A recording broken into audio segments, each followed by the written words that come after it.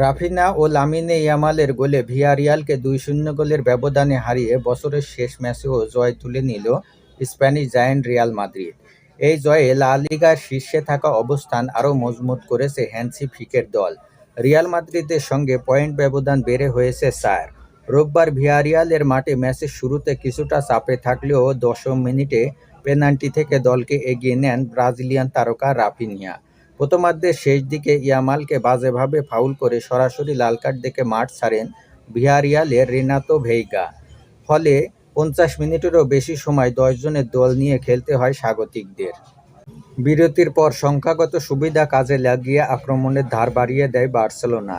৬৩ মিনিটের মাথায় লেভানডস্কির শট প্রতিহত হওয়ার পর ডি ওয়াং-এর পাস থেকে প্রতিপক্ষের জাল খুঁজে নেন স্প্যানিশ সেনসেশন লামিনে ইয়ামাল। চলতি মৌসুমে লা লিগায় এটি তার সপ্তম গোল।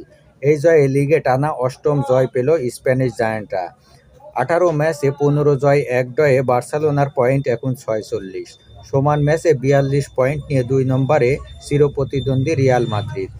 নতুন বছরের ৩ জানুয়ারি এম্পালিয়নের বিপক্ষে মাঠে নামবে কাতালানরা।